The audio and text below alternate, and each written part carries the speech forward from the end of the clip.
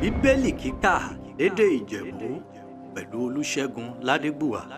Ìwé Jòhánù orí keje bẹ̀rẹ̀ láti ẹsẹ̀ kìíní títí fún ìkẹtàlá. Nídẹ̀yìn náà rí Jésù mìíràn ní Galili tó dá ọfọ ẹ̀fẹ̀ ní Judea nítorí ọmọ Júù ń wá ọ̀nà ọmọ àkókò. Àjọ wọn Júù rèé ṣe àjọ pàgọ́ èèyàn ti súnmọ́ etí ilé tán. Tó dáná fáwọn arákùnrin Jésù ìwé wọn ọ̀fọ̀ ní ti bẹ́ẹ̀ kó ọ̀ máa lọ sí Judea kí ọmọ ẹ̀yìn rẹ pẹ̀lú wọ́n lè rí dédé iṣẹ́ rò ń ṣe. Tó dá ọfọ ẹ̀sọ́ nìkan ní rèé ṣorunkunrún kọ̀ọ̀ rí ohun tí ká rẹ̀ ń fẹ́ ká mọ̀ òun gbangba. Tí wọ́n bá ń ṣe lọ́kọ̀ọ̀run yìí wọ́n ara rẹ̀ hàn rárá yé nítorí ọfọ àwọn arákùnrin rẹ̀ wọ́n lẹ gbàgbọ́ pínpín.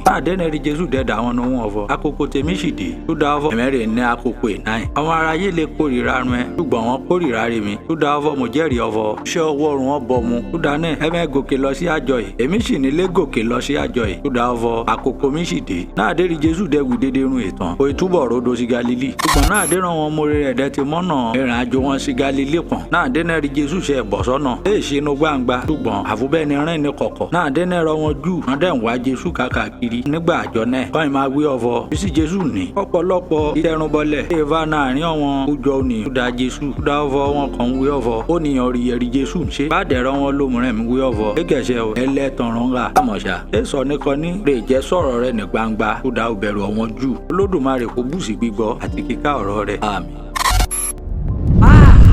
Bíbélì dùn ká lédè Ìjẹ̀bú pẹ̀lú Olusegun Ladegbuwa.